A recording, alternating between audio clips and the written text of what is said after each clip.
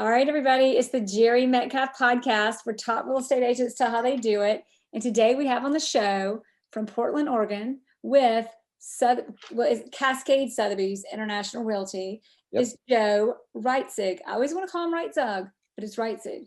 Joe, thanks for coming on the show. I'm happy to be here, Jere. Thanks for having me. So everybody, we met on a panel and everybody kept telling me this guy, Joe, is awesome. He's an amazing business person. You're about to hear about it. And it would be a disservice not to bring him on the show for everybody to listen.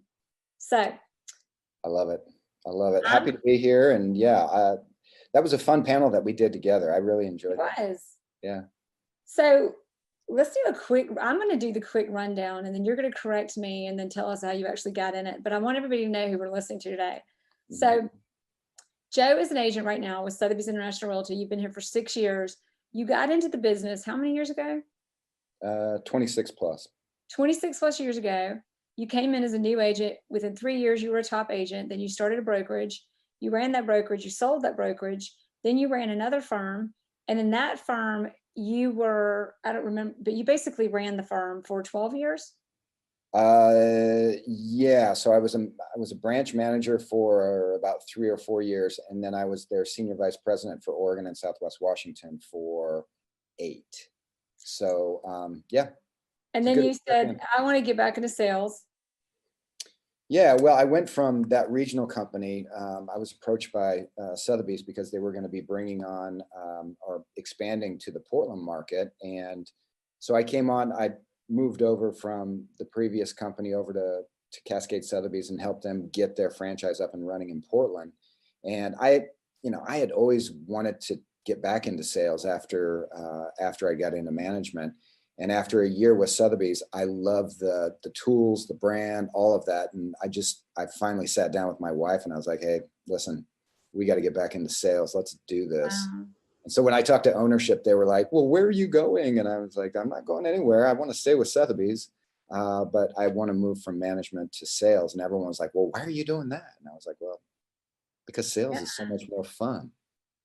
Yeah. Well, a lot of people who are salespeople think they want to get into management.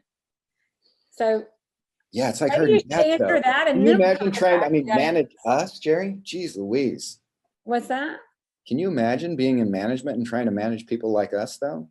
Well, the problem is ridiculously hard. The problem is we can get away with not having it. We have a certain filter. You have to adjust that filter in a completely different way. And what is it going to take to adjust that filter what's appropriate for management versus being an agent? Yeah, you got to be PC 24/7. Right. That's you tough. And I love that too. Right. My clients love that. They love the fact that they're getting me, unfiltered me. Right. And that's the nice thing about sales. We're contractors. I always say, yeah. So let's start on how and why did you become a real estate agent? So my previous career, I was a college football coach. I played at the University of Oregon from 86 to 90. Got into coaching after that. The Ducks. The Oregon Ducks, baby. Go Ducks. The Oregon Ducks. Yeah. So what years were those again? 86 to 90. 86 to 90. And my plan after that was to become a high school teacher and high school football coach. And then I kind of figured out that really does not pay very much. Yeah. and I got some champagne taste. So I thought maybe I'll get into college coaching. I got into college coaching and I ended up back at the University of Oregon. We went to the Rose Bowl in '94, and that's supposed to be the pinnacle of everything, going to the Rose Bowl. Yeah. And I was just unhappy. I mean, none of the guys that I coached with, saw their kids, saw their wives, families, that type of thing. It was a brutally difficult career. And a buddy of mine who was working in Tacoma, Washington, was killing it. And he said, hey, you should think about real estate, residential real estate. So I went with him for a weekend. And the first day out, he took 5 listings, had 4 sales. And I was like, this is easy, man. I can do this. And of course, I found out real quick that he was a crazy, successful. Not everyone does that all the time. Right. But I loved it, and I stuck with it, and And it was one of those things where I could get compensated for the amount of work and effort that I put into it. And I really like that about what we do is if you work your ass off, if you really take time to work on your business and then spend time in your business and dedicate yourself, you're going to get compensated. And not all jobs are like that, obviously. Exactly. Exactly. I love that. So you were, how many years you college graduated? You tried out the high school coach thing for a minute, and then you ended up being a football coach for the Ducks, which was pretty impressive, and got to the Rose Bowl, but that was not the lifestyle. So what age were you when you got into business? Pretty young. Pretty young. 26 I years. was 25. If y'all can add, we just got Joe's age. That's right. So 52. half your life you've been a realtor. Yeah, half my life I have. And when I started, I looked like I was 12. So I wore a suit and tie every single day because I had that, you know, I would walk into people's houses to interview for the listing and they would be like, oh, wait, when is the broker coming? Because Where is dad? Are you coming with dad today? huh? What's that? You coming with dad today or coming with Yeah, mom today right. I for the know. listing When's your appointment? dad showing up? Wow. So how did you get through that? How did you overcome those challenges? So when I first started out, when I came up here from Eugene to Portland, the only people that knew me were my girlfriend, my future wife's family at the time, and they were not sold on me yet. So they sure as hell weren't going to use me to help them buy or sell real estate. That's how So I it always knew no one. Yeah. And I got into expireds and for sale by owners. And I learned my scripts and dialogues. I learned how to overcome every objection that they were going to have. And I was confident in it. And I learned how to not be affected by rejection and just hammered through it. And after you overcome, get over the hump and have some business behind you, then you can kind of leverage that into, hey, look, I've done this. I can help you. I can be an asset for you. And I can get results for you. And people respond to that. After initially looking like I was 12, a lot of what I said made sense. And I was able to walk into their living rooms and say, if you really want to sell, here's how I can help. And this is how it's different from everything else that you're hearing right now.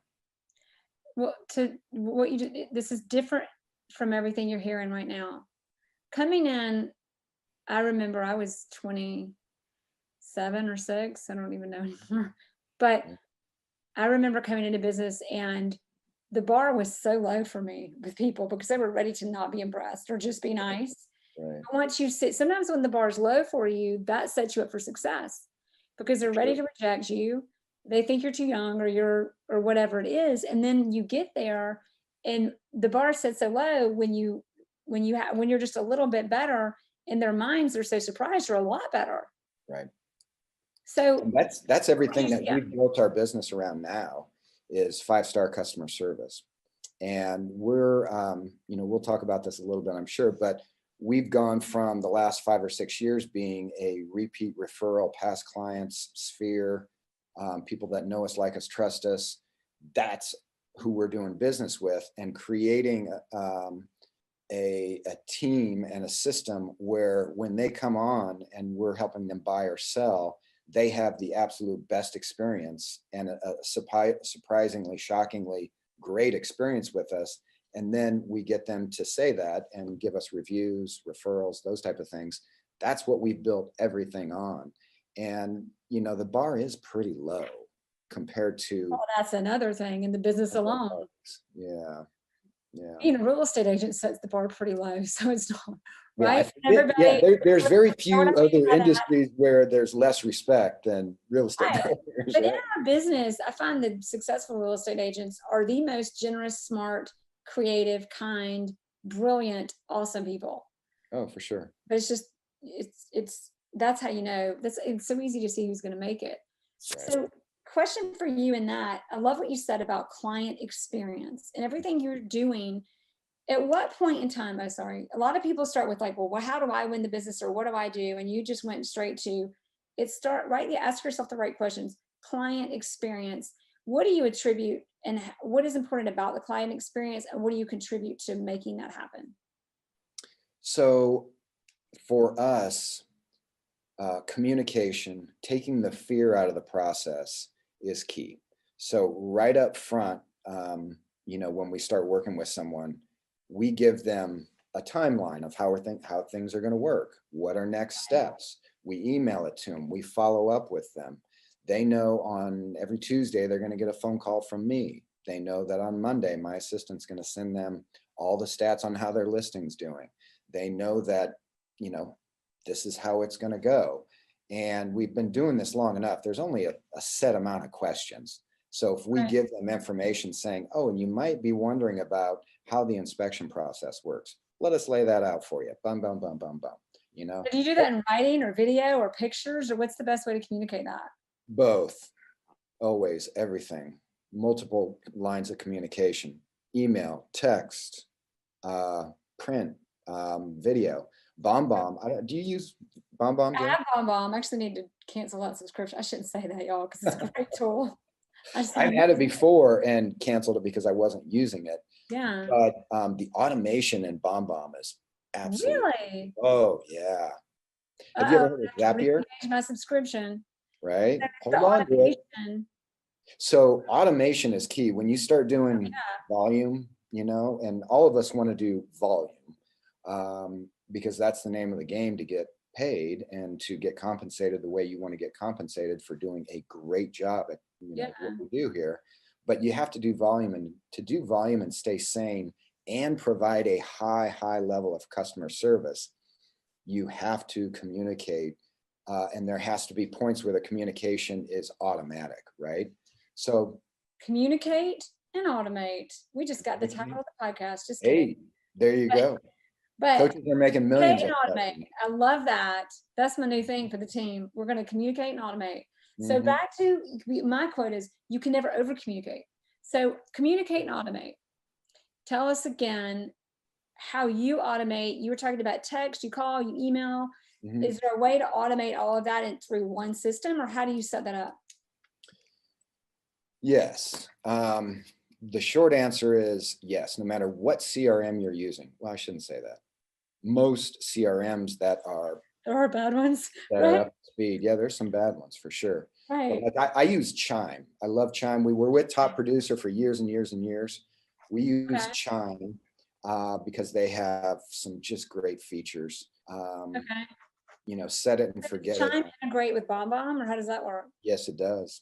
Yep, they integrate with BombBomb. CRM we've got a CRM, but anyway. So APIs, yeah. So like Zapier. Zapier is a company built around how to connect and communicate between different software platforms. So you're using Zapier, I call it Zapier, to integrate BombBomb to Chime? Well, Chime and BombBomb communicate already. We don't have to use Zapier for that. But for instance, like when I get an email, we have a couple of different lead sources, and we have some inside sales assistants who go out and make just lists of just sold. This is gonna get fun. Okay. Yeah. So when I get an email from my ISA saying new seller lead. So for everybody who doesn't know, I'm not trying to interrupt you, but I want everybody listening to keep up. ISA. What's an ISA? Inside sales assistant. Okay. So keep going. Yeah. So they're the person that's getting on the phone whenever we get a new listing saying, hi, this is so-and-so with, Sotheby's Realty. And anyways, you guys know how that goes. That's a whole nother podcast right there. But when I get that email, Zapier knows how to recognize that. And my assistant gets that email. No, not the ISA. We have an assistant, and she's in the Philippines. If you guys we have two in the Philippines, and they're the best. They're the most brilliant women ever. I love ours. Her name's Rika, and she's the best. They're the best. She's like a part of our family. I want to visit the country. Like we ask, like when there's a training process, but the best. So let's talk. She gets an email, gets everything set up in Chime. BombBomb then sends them an automated introduction. Okay. So Yeah, that's the type of automation though, because usually in the past I would have to email her and then I'd have to go into BombBomb and make my video. Now I don't, I'm on a podcast with you right now, and I just got a ding on my phone that we got a new seller lead. So that person's getting a video right now from me That's saying, you. hey, yeah, from me saying, Love hey, it. thank you so much. Okay. We look forward to So connecting with you. being a realtor, Mhm.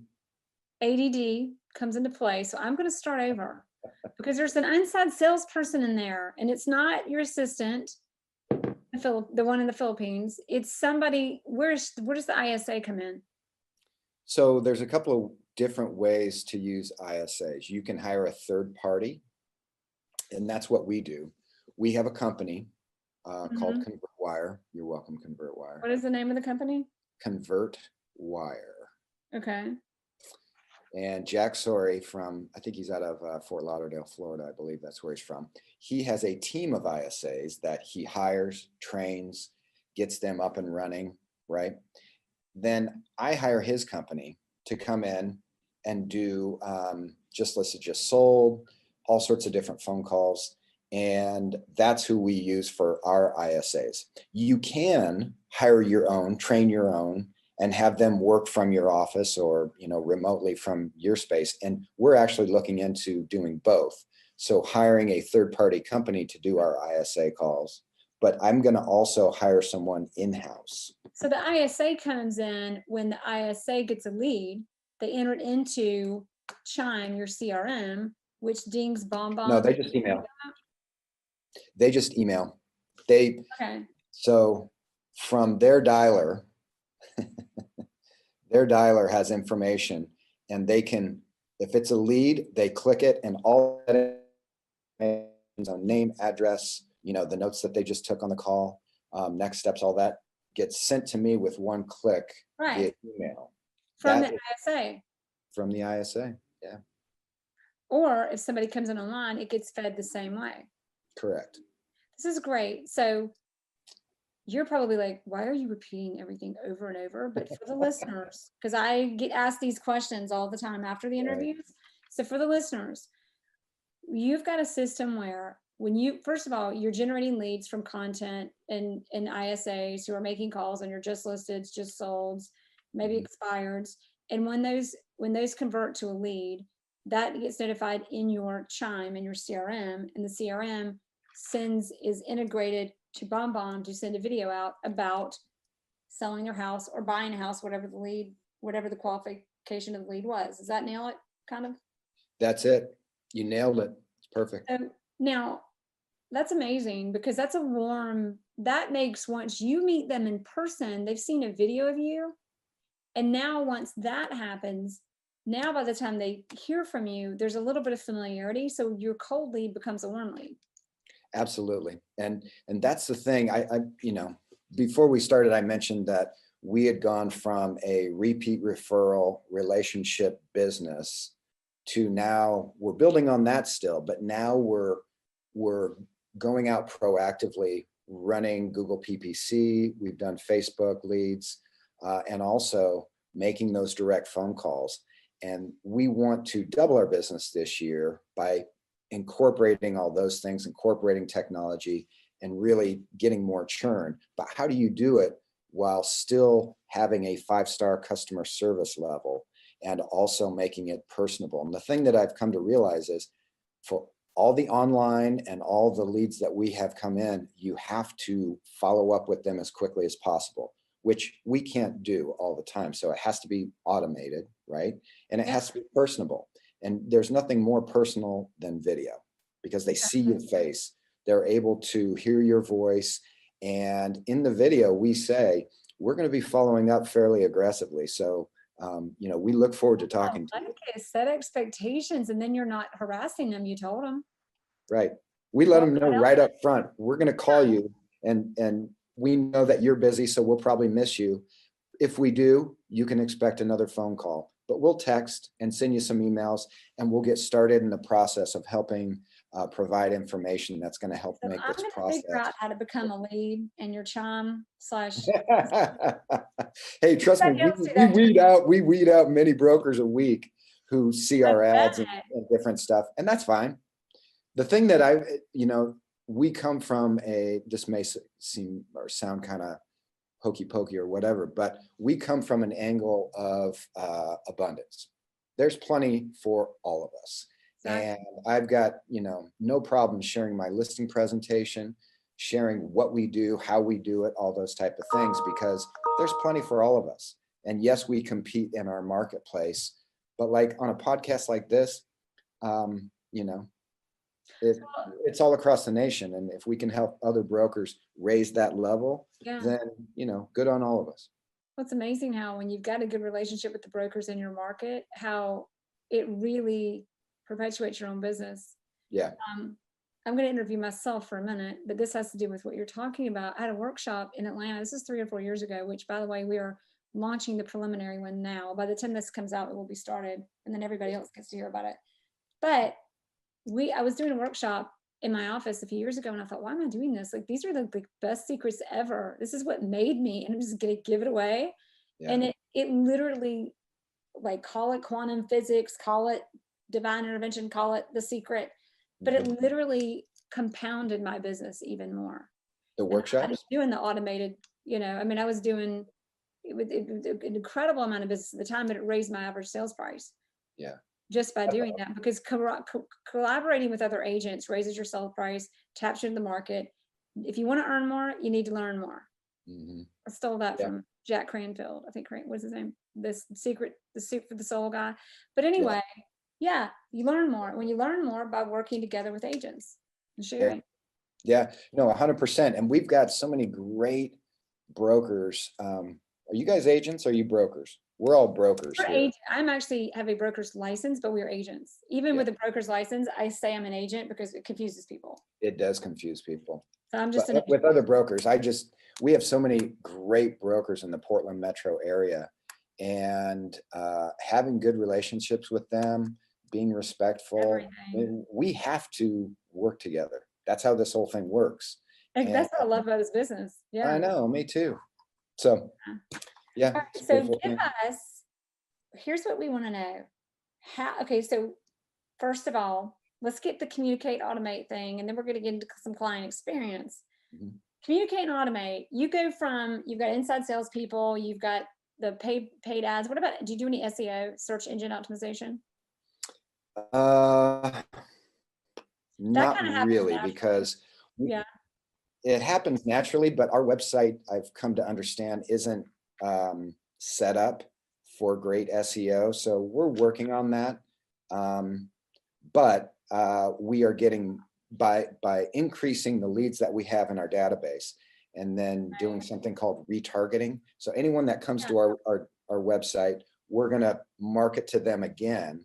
And that's helped us get and that's where they come in. It takes IP address of where they are, and then it comes up on their phone. So when you were looking at that pair of red shoes you wanted to buy, and suddenly they keep showing up on your screen, that's retargeted marketing. Right. That's it right there. So that's brilliant. I mean, that really makes sense. You gotta do it. It's cheap. Your house or buy those shoes. Jere, it's cheap. Is it really? Super cheap. The SEO is good stuff, but it takes a long time to work, from what I understand. Yeah, and I've seen people that have done really well with that. And there's a million ways to get things done in our business. There's a million ways, and I wish we were better at SEO. We aren't. So on the topic of SEO, what do you use for a website? Is it the Sotheby site, or do you have your own? Well, you probably have your own because it's feeding into Chime. I have my own. Okay. So WordPress, it can't be WordPress, because WordPress is great for SEO. I don't even know what it is. We hired a company called Curator. Really good. And it's their site. Yep. Okay. They built the site for us. I think it is WordPress. I don't know. But it's our site is liveportland.com, livportland.com. And we really have been really super happy with how they've performed for us. and we're getting an incredible amount of people that are on the site all the time and using the site as their primary way to find homes, which when you think about Zillow and Redfin and all that, that's crazy hard to compete with. But people like our site and they come back, and we have full visibility on that too. So we see who's on our site, how often, what they, what they share, what they I want to hit on that Zillow thing for a minute, because here's what's interesting about Zillow. Zillow is great to search properties and look at them on. I don't know if you've seen the cute little SNL skit where people secretly. I haven't yet. I heard about it. I'll send it to you later. I won't They call it real estate plan or something like that. Oh, it's great. It's hilarious. We have another podcast that our whole team does about the real estate market update every week, and we had to show it on our podcast or this week. But anyway, where I'm going with that is that I've totally lost track here. Okay. Because I'm thinking about the Zillow video. Totally lost track, y'all. But we're talking about the website that you use and getting the leads off of the website. You're using Curator. So you're getting a lot of business coming in that way. You're retargeting. So I'm going to go again, because I'm going to get through this whole automation process of yours. You're generating leads. This is where we were, is the paid ads. Curator generates a lot of leads. Inside salespeople, social media ads. Yeah, we run a really strong Instagram account, and we also our Facebook page pulls a lot of people to our website. So those people come in, they're qualified through a process. They also come in through your inside salespeople. They get fed into Chime. Chime feeds them out to BombBomb. BombBomb sends them an email, and then BombBomb follows up because it's automated. And is BombBomb shooting out text messages or just Chime? How does that work? So no, BombBomb doesn't do text, but you're communicating call, text, email. How do you keep up with all that? Well, the email's automated when they come in. So BombBomb is a video email, but you got an email with video on it, right? Yeah. The text is automated through Chime. So we can have a text sent out when they, there's a bunch of different ways you can get it done, but the text is automated as well. We also send them an email with login and credentials personalized to them for our website, so that they, when they come on as a lead, they sign up and they have access to our site. We send those credentials to them, but they don't have to use that every time. Our website recognizes them and says, oh, you're already a member. You can go ahead and have fun and do all of that. So. And then the phone calls, you just set those up in a reminder to the team member who's getting the calls, and you make those calls, or how do the phone calls happen? Right. So it's me and our buyer's agent, Michaela. She and I are the ones doing the follow-up, and she follows up with the buyers. I follow up with the sellers. But and you've got reminders automatically just feeding out to you through Chime. Yeah. Now, here's a question. This is going to be one of those podcasts for the people who know this stuff. The people who don't know this stuff might listen to it 5 times. But on the Chime, when you're following up with these people, why aren't you using Curator? Because Curator does the same thing, doesn't it? Or am I thinking about it, or does it do that? Curator, no. So Curator partners with Chime. So Chime is a CRM, right? Curator has some really cool back-end stuff to help convert those leads. And that's the whole thing. And Jerry, it comes down to lead conversion. So when people come onto our site and get fed from all these different lead generation sources, converting them into a client is the name of the game. That's where the money is made. Well, and this is going to lead into some client. That's a good turning point for client experience. Yeah. You have one more question. Do you have to use Curator, the Curator site, to use Chime? They're separate, right? That's a great question. WordPress site with some SEO that you love. So you want to use Chime, but now you've got Curator. How does that work? So I don't know the answer to that, but my guess is you can probably use Chime without having to use Curator or someone else. So for looking, this is just good. I'm asking you these questions. Sure. For 2 reasons, selfishly, but also everybody else is going to want to know. Sure. Client experience. So you're focused, you're doing this, and I love how people are like, oh, people in technology, they just don't care about people. They just think they're working at McDonald's, we're the Ritz-Carlton, so forth and so on. But it frees you up to give that client experience. What does a good client experience look like to you? How do you define that for your clients, or how has that evolved, and what does that look like? That's a great question. And that is the question that if you want to build your business around a 5-star quality experience for your customers, the first thing you have to ask yourself is, what does that look like to me? Right. And to me, that experience is our clients feeling like they receive the very top level professional experience, meaning we've communicated what the process is, the buying, selling, whatever it is, that we've communicated what those steps are. Everyone in the business knows, right, what the steps look like when we have put a listing together, or when we have a transaction come together. Everyone knows kind of what has to get done. Our clients don't, right? And keeping them up to speed and communicated with, here's what's next. Here's the timeline of what that's going to look like. Here's the important dates for you. Yes. Automate everything that doesn't have variables.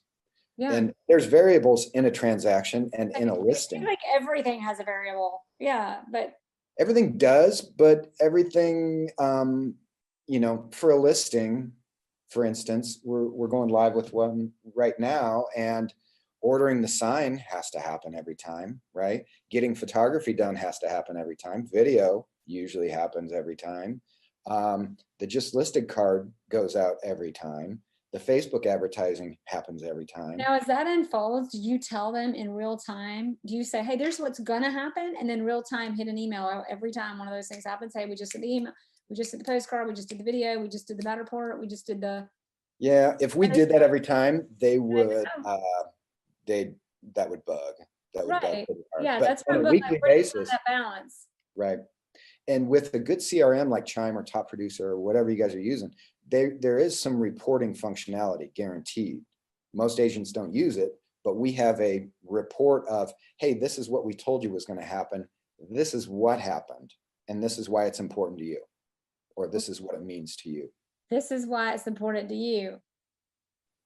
And that is another question. Best line. This is, keep going, what you're saying? That no matter if it's a listing presentation, a buyer presentation, or just communicating about where they're at in the process, this is why it's important to you is one of those statements you can make that connects you with people and connects the relationship and presents you as the professional. And that to me, going back to your original question, what does a 5-star customer service experience look like to me? I want them to see me as the professional that helped them through this process with caring and dignity and intelligence, and someone that at the end of it, they want to refer me to their friends and families, and they want to do it as a raving fan. Great book, by the way. Raving Fan. Who wrote Raving Fan? How to Create Raving Fans. I think I've got that one, and I didn't read it. Read it, Jere. How to Create Raving Fans. Yeah. Awesome. Because isn't that what we want at the end of the process, is for people to say, we just worked with Joe and Stephanie Reitzug and the Live Portland team, and oh my gosh, they were fantastic. They took care of everything. Refer them. You can't not say no to them. That's how you want your clients to feel about you. And so much of it, and so many people, my clients are people, I could never automate, I could never do that. But that's how you free yourself up to give them the attention they need.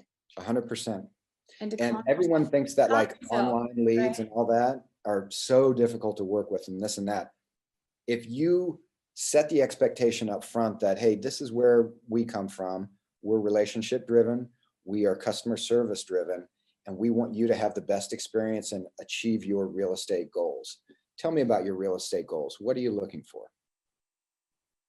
That's a great way to start, right? If they come from a perspective of, oh, you're just another real estate agent, and oh, I don't know if I want to use you, that's a problem. But if you set the expectation right up front that this is how we work. It's about what their goals are, and if you can help them. And by the way, if they don't want to use you, it's not a sin to not get a deal. It is a sin to get a bad deal. Correct. So I stole that from Chris Voss. I quote him often on the show. That's a good one. That's a really good one. Yeah. If people want, if you want, if the people listening want to really figure out how they can make themselves raise their level of professionalism and get to a point where you feel 100% confident, because trust me, I know, years and years ago, it's hard to convey that you are the professional for them and that you're going to provide this level of experience when you don't believe it yourself, right? And if you Absolutely. don't believe that you're going to be able to provide that for them, you kind of feel like you're lying to them, and that's not a Yeah, good place to come from. So the ninja selling, have you heard of ninja of selling? course I have. Yeah. Ninja selling's great. If you buy their book or go online and buy their online stuff, it's all right there. And they do a great job with the buyer experience, with the seller experience. And I don't believe in 100% of everything they say, but the amount of absolute golden nuggets in that book can get you exactly from, I don't know if I'm able to provide that experience, to, oh, great, I can Knowing do these exactly 3 or 4 what things you're and I'm in. Yeah, exactly. Yeah. So we've got a final 3 questions that we always do on the show, but you're not going to get those yet because we've got to talk first about this football career of yours. And we talked a little bit about, because you're very systemized and streamlined, which is so valuable. And so many real estate agents are so personable and loving. And who wants to spend time doing that when we could just call our people and love on them, which is good. But if you can't streamline it, it can become counterproductive. Back to the football. You're a football player, and we talked a little bit earlier before we were recording the show about football and what you learned in the sport and how that works and kind of how you apply that a little bit to business now. Sure. So as a player, what I brought to my real estate career is just, you got to be tenacious. And I was always the smallest guy on the field. I was a receiver. And you got to be okay with getting hit and getting back up. And in our business, we take a lot of hits, don't we? I mean, we take a ton of hits. Well, And here's the thing, the more you get hit, like sometimes when people come to me and they complain about something just happened, I'm like, honey, that happened 5 times to me last week, but I did 20 more things that were better. So who cares? right, Like you got right. I to mean, see that's hit as the step to one hit's 5 successes. And the better you right, get, one hit becomes 20 successes. right, Like the hits, the next, getting hits just the next, that just means you're getting closer to it. right, Right? right. Back to, yeah. Absolutely. So, and I brought that from my football experience into this business. But when I was coaching, I took that mindset, but also the structure of in football, college football, and pro football. It's a week to week experience, right?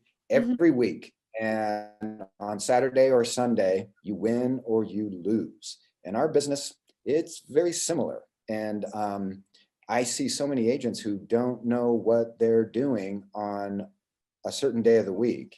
And I have things that I do every day, but Yeah. there's things that I do on specific days of the week. Like Monday, I call my top 50 referral partners, right? Tuesday, I follow up with all of our clients. Wednesdays are the hottest leads and then the warm leads. Thursdays, past clients. Friday is getting out of my business and looking at strategy, making sure my finances are in order. And then Monday, it goes right back to those things again. But I brought that from coaching because, coaching is an incredibly difficult grind. Why they work that hard? They just feel like they can't stop working. And it's very similar to our business, man. When you Yeah. get a taste of success and then you realize, I really don't know very much at this and I'm not very good at it yet, you want to get better. And it's that, that constant piece of cheese out there that you're trying to get to that you can never get to. But that process of making sure that on a weekly basis, you're set up to win and that you're set up to do the very best you can.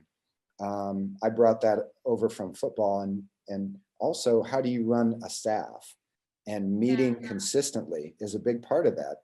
Motivating people, setting metrics, setting goals, all of that was really, it was on my mind when I came into the business. And I realized that there are some very strong similarities between coaching and real estate. Setting metrics and goals. In football, it seems like it's pretty clear. Football's football. Mhm. But in real estate, everybody's got different processes and systems every time. I've interviewed 200 real estate agents, and everybody's a little bit different. How do you set those metrics and goals in a way that you know is going to get them to perform at the level that keeps your team running at the right level? What are those metrics and goals? Yeah. So sales volume and net commissions, right? Yeah, How much are you selling, and yeah, what's your commission after you pay everyone? Those are the two that you start with, and then you kind of backtrack into how many transactions per month, per quarter. We actually do most of our metrics per quarter because in our business, you know 30 days is a very short time frame. 90 days gives you a better yeah. picture of what your trend and what you actually accomplished. Well, so what about your staff? Are they just, or do you have any checklists, Asana, anything like that? And do you have any metrics or goals for them? Yes. So, and it's different for what their role is on the team. But like for Rika, our marketing, Girl, right? um, She's and marketing. well, she's marketing, social media, and then she also does our transaction coordination, Oh, wow. which, Okay. yeah, It's a lot. yeah. And she does it with such ease that sometimes it's really a thing of beauty to watch. And she has her checklist, right? Yeah. And the metrics for her are not what did you accomplish, although she sends me on a daily basis, here's all the things that got done, which Yeah. A lot. is sometimes mind-boggling. It is. But her metrics are what didn't get done and why, and how can we fix that for you or help you with that? Yeah. Because I'll be honest, it's never her fault, it's our fault. And how do we fix whatever's going Good for on you in to the know that. team, right? Yes. Yeah. Yeah. And set your team up, whether it's administrative or sales, you've got to set them up for success. What you just said, it's never their fault. It's our fault. Yeah. When When it you comes get to great it. people, and we have amazing people on our team, and we don't have a huge team. It's me and my wife, Rika. Michaela is our buyer's agent. We have one other person that helps kind of part time, and then we have our ISAs. Um, Michaela's a young, hungry broker who's learning and is doing great things. When you don't have to worry about effort, and when you don't have to worry about them getting stuff done, that's where you want to be with your people. When you have to worry about, okay, are they working too hard? And are we giving them the right direction and content? That's where you want to be. Yeah. And for me, as a leader of the team, that's what my Fridays are all about, is sitting down and not worrying about who I got to call, who I got to follow up with and all that. That still has to happen. But from, 8 until noon, I try to keep that clear to think about, well, okay, how are we operating? What are we doing? And how can we be better at this stuff? And how can I support these people better? Mm. I always say it's all about asking yourself the right questions. People are always looking for answers, but are you asking the right question? That's a great Like, point. how do I bet? What did you just say? How can I better support? How can I better support the people that are on the team? How can I better support the people on my team? Because I'm the one that sees how all the parts and pieces are moving and working together. A lot of times, the rest of the people on the team don't. So it's Exactly. up to me. It's my responsibility to make sure that it's all working well together. And we had some setbacks this last weekend. And the more business you want to do, the more more money, more problems is what they say. And how Yeah. do you solve those problems? And how do The you problems are educate? opportunities. Yeah, keep going. Always, always opportunities. Yeah. And my Michaela was crushed that we lost this client. And I had to, I bought her lunch the next day. We sat down, we talked about it. It's not the end of the world, but let's learn about this and figure out why. And Yeah. but it happens. That's how you get success. Yeah, yeah. It's not that you failed, it's what you did when you failed to get that success and learn. I love that. So quick review on what we talked about, and then we're gonna do the final three. Mhm. Number one, communicate and automate. Who's gonna forget that? And communicating and automating to create the best client experience. And in talking about that, we talked about actions. I love in this business, everybody talks about their annual volume and their average sales price and their number of transactions, all annual. But what makes that happen is not sitting around waiting for the year to end, but your actions week to week, which are day by day. Yeah. The last thing was operations, running your staff, so that you automate and communicate happen. Your actions week to week, that makes that happen. And running a staff, setting metrics and goals, and always ask yourself the right questions, starting with creating the client experience and how do I better support the people on my team. Right. And if you're a one-person show right now, all of those jobs exist. It's just you. Yeah. Right. Day by day, run us through the day by day, and then we're going to ask you the final three. So Monday is top 50. My top 50 people that refer us business. And I've got some friends and family in there because honestly, they send us a lot of business. And absolutely a lot of times the first call of the day for me on Mondays is my sister, maybe, my what a best good way friend to from start high your school. week. Right? If I'm going to start making phone calls on Monday morning, I want to talk to someone that wants to talk to me. Yeah. Right. Tuesday. Tuesday is follow up with all current clients. And then Wednesday? Wednesday is hot leads, warm leads. Hot leads first and then the warm leads. And then Thursday? Thursday is past clients. Past clients. And then Friday? Friday is working on the business itself, getting out of the business and working on the business. Start with your good foundation of family and friends and end it asking yourself the right questions. How do I support the people who support me, or how do I support my team better? Yep, 100%. And, Jerry, one of those things that I always have to remind myself, but also remind a lot of agents that I talk to is this business is incredibly difficult, but don't beat yourself up, because all the things I just told you, like this Monday, I was too busy. I didn't get to my top 50. Yeah. And at the end of the day, I was like, yeah, that wasn't good. I need to make sure I respect that time on my calendar every Monday. But guess what? I made the decisions I had to make at the moment, and okay, great. Move on. Like move on. Sport, when you make a mistake, if you look back and get stuck in the mistake, you can't move forward to make it better. And just be honest with yourself, right? And don't beat yourself up over being honest. Yes. Yeah. So question number 1, is there a book that we just have to read? The best book, most impactful in your career? Ooh.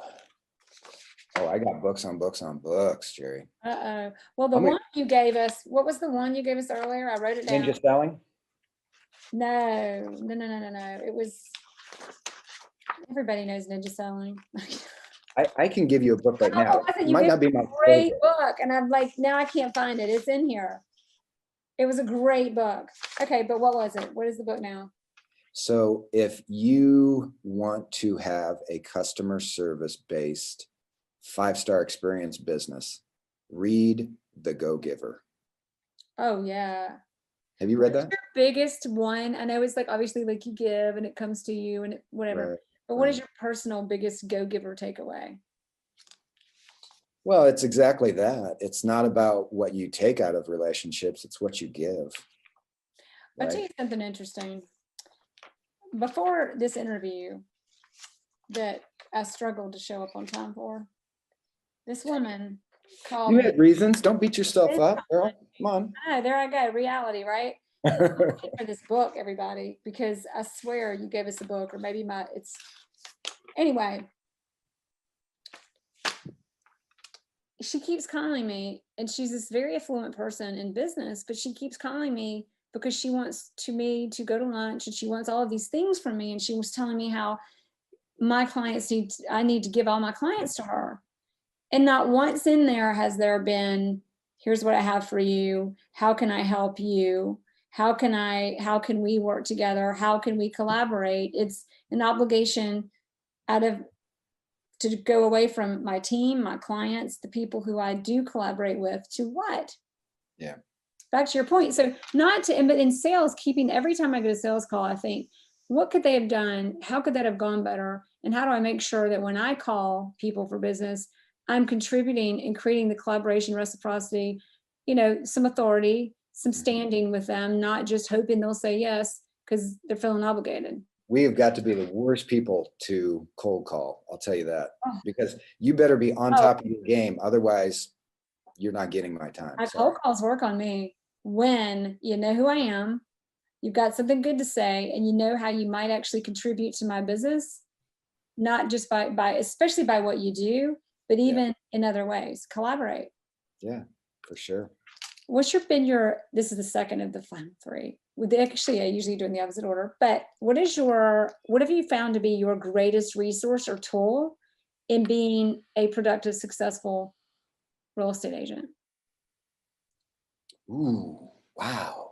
That is a tough one. What has helped me the most be efficient, successful? Well, I mean, it's an easy one. Rika, hire an assistant. Wait, I love it. You're like, that's assistant now. Like, oh, no, it's not. Rika's our girl. Yeah. Yeah. She's so we go through a company who we hired her through a company, and we interviewed. They had a bunch of people for us to interview, and I don't know, I just connected with her. Both Stephanie and I did, and I'm telling you right now, people, if you don't think you can afford an assistant, you can't not afford to have an assistant. Exactly.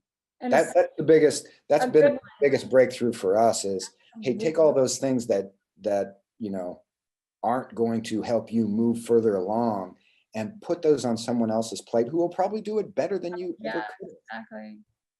Yeah. They will do it better, and it'll be a lot more fun when you've got good people around you. Yeah.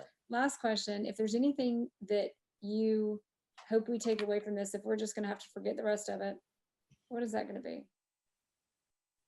Oh boy. I would say always, the thing that for me, it's not just Friday when I'm working on the business, but it's my wife can tell when I come home, because I have to go to the office every day. We have a great home office that she works out of, but I got to go. I got to be in the office. But when I come home, my wife can tell from my mood, and I'm constantly trying to get better at this, but she can always tell whether I feel like I got better that day or not. Right? Yeah. So she knows if I did my calls, made my connections, followed up with people, got done the things that I was supposed to get done for that day. And if I didn't, or I let things get in the way of those things, when I walk through the door at the end of the day, when I'm rolling through, how did I do today? How did things go? Right. She knows, and I know. And that's the thing is, I would always, ask yourself, how are you getting better? How are you getting yourself better? How are you embracing things that maybe are uncomfortable for you? And then after that, don't beat yourself up when things don't go 100% your way, or you don't do them great, because no one starts out being a master of all things. It just doesn't happen. So get better every day, every week, every month, every quarter, and then be okay with yourself. And that's hard to do. Don't you think? It's fun to do. Yeah. It is fun to do. It can be hard to do, because sometimes you're like, every once in a while you go, like, seriously, like I could have just not done today. Right. But and I have to tell you, before we finish those days are when you're actually learning the most, when you look back. But what were you say? Right, it's true. I was going to say, before we finish, I have to tell you, you are so good at this. You are such a natural interviewer. Yeah, you're really, really good at this. A couple hundred interviews helps. So thank you. Is that how many you've done now? Is it a couple hundred? Good Lord, woman. Yeah, this will be like 200. Like 200. Most podcasters are like, this is episode 213. I think that's when this is. But yeah. All right. Well, everybody, thanks so much for listening. I'm going to say bye. Yeah. Okay, bye. We're going to start recording. Thanks for listening to the Jere Metcalf podcast, where top real estate agents tell how they do it. If you like this episode, please share it with friends. To find more episodes, search Jere Metcalf Podcast on any platform for podcasts. or go to JereMetcalfPodcast.com. That's JereMetcalf podcast.com.